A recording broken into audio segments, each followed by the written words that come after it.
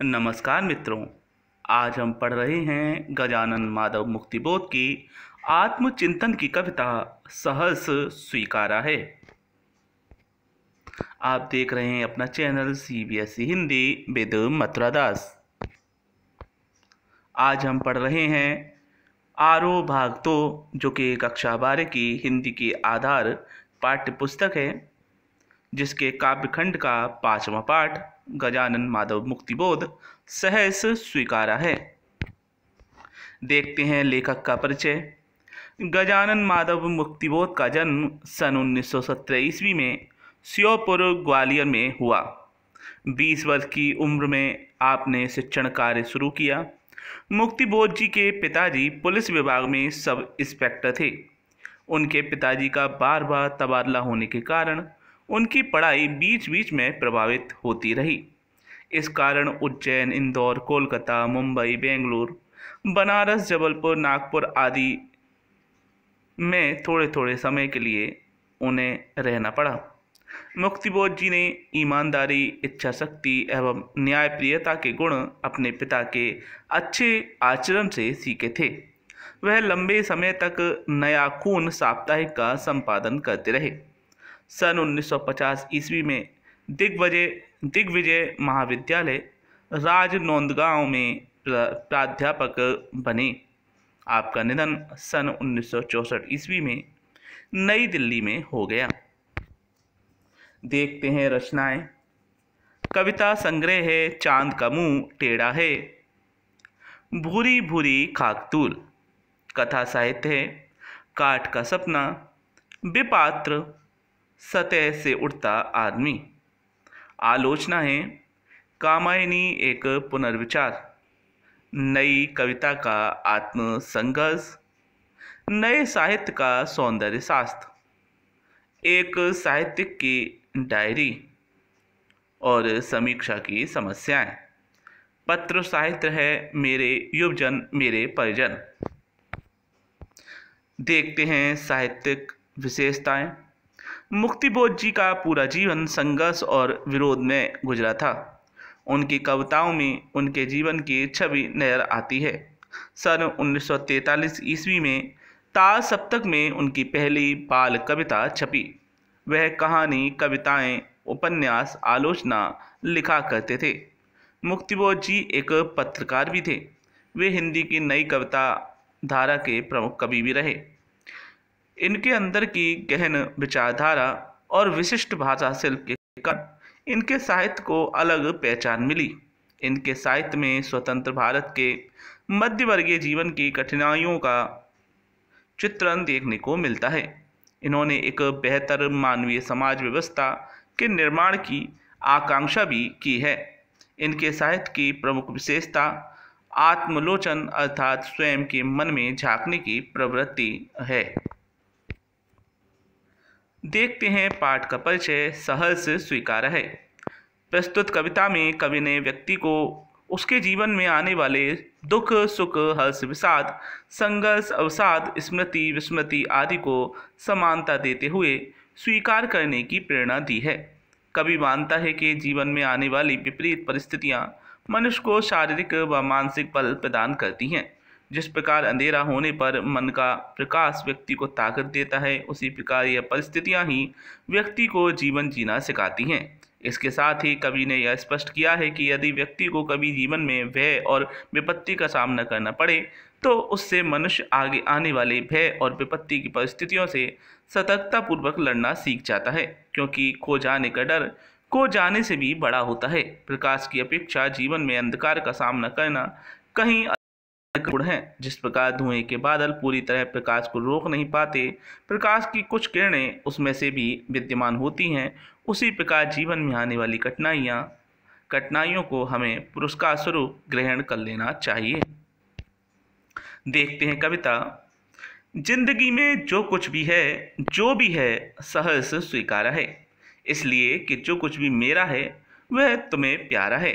गरीबी ली गरीबी, ये गंभीर अनुभव सब, यह विचार वैभव सब, दृढ़ता यह भीतर की सरिता यह अभिनव सब मौलिक है। मौलिक है इसलिए कि पल पल में जो कुछ भी जागृत है अपलक है, संवेदन तुम्हारा है। देखते हैं प्रसंग। प्रस्तुत काव्यांश हमारी पाठ्यपुस्तक आरोह भाग 2 में संकलित कविता सहज स्वीकारा है से उद्धृत है। इसके रचयिता गजानन माधव मुक्तिबोध जी हैं। कवि जीवन में आने वाली सभी प्रकार की अच्छी व बुरी परिस्थितियों को खुशी खुशी स्वीकार करने की प्रेरणा देता है। देखते हैं व्याख्या। कवि कहता है कि व्यक्ति को जीवन में आने वाले सुख दुख, हर्ष शोक, संघर्ष अवसाद आदि को खुशी खुशी स्वीकार करना चाहिए। कवि ने भी इन सभी परिस्थितियों में संतुलन बनाते हुए इन्हें प्रसन्नतापूर्वक स्वीकार कर लिया है।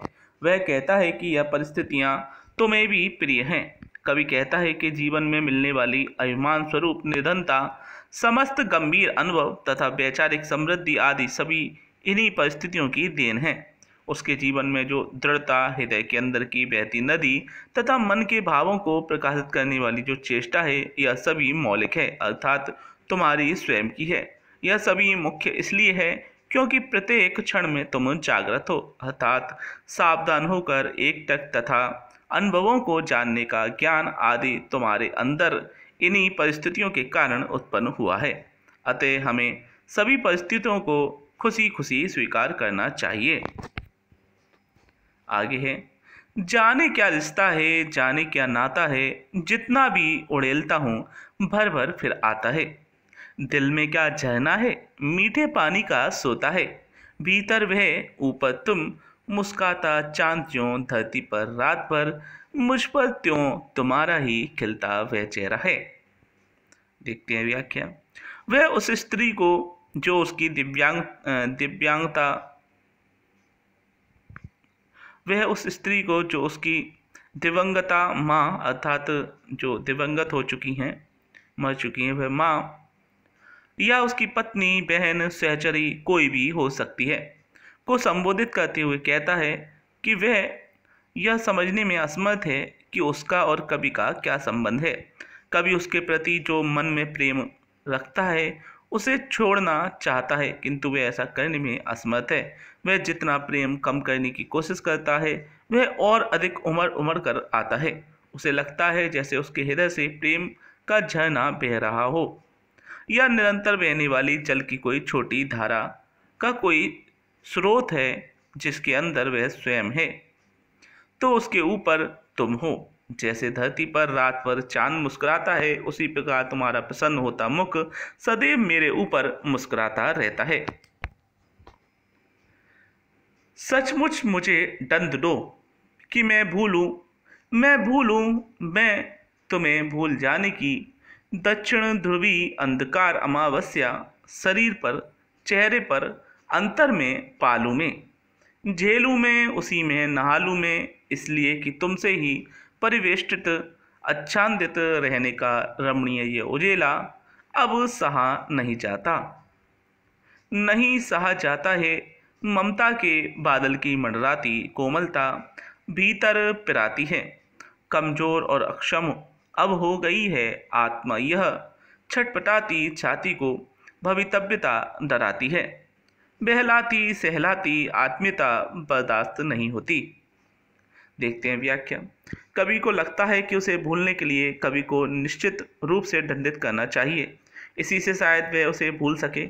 उस स्त्री के दक्षिण ध्रुव पर होने वाली अमावस्या के अंधकार के समान गहरे अंधेरे अर्थात प्रेम में कवि डूबना चाहता है। जो अंधेरा है वह इतना गहरा होता है, उसी प्रकार कवि उसके प्रेम में गहराई तक डूबना चाहता है।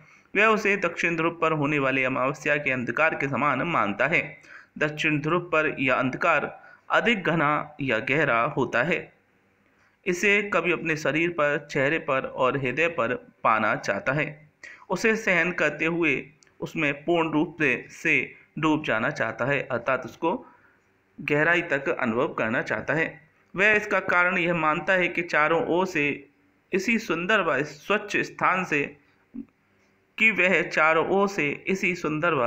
स्थान से घिरा हुआ है, जिसकी अधिकता के कारण कवि उसे सहन नहीं कर पा रहा।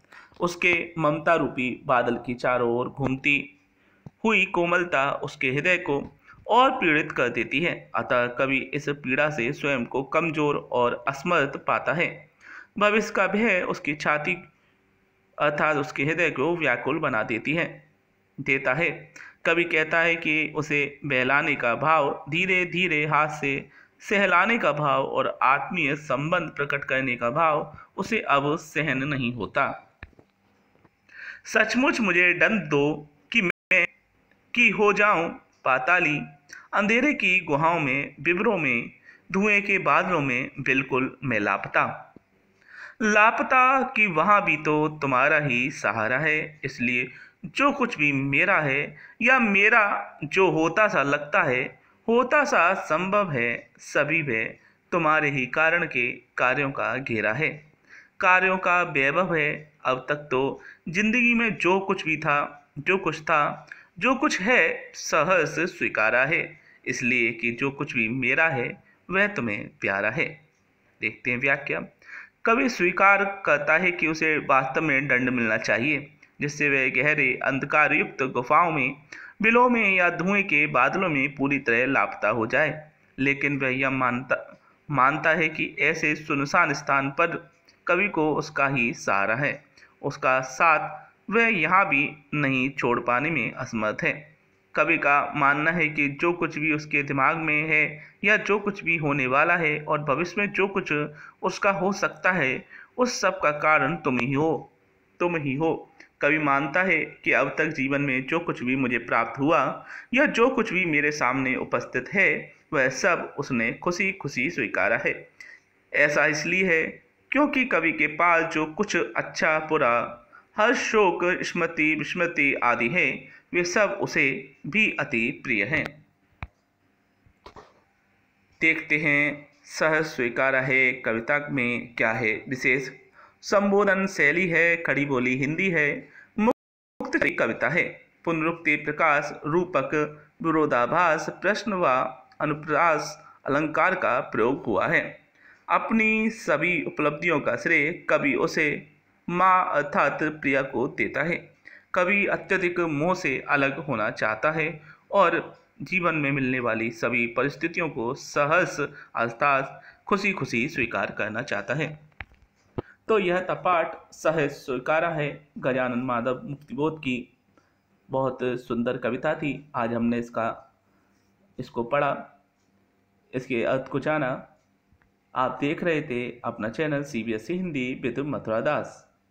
ऐसे ही हमारे चैनल के साथ बने रहिए। अगर आपको हमारे वीडियो अच्छे लग रहे हैं तो इन्हें अवश्य लाइक कीजिए और मैसेज के द्वारा, अपने कमेंट्स के द्वारा हमें ज़रूर बताएं कि यह वीडियो कैसी हैं और इनमें और सुधार कैसे किए जा सकते हैं।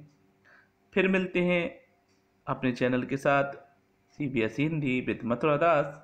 नमस्कार।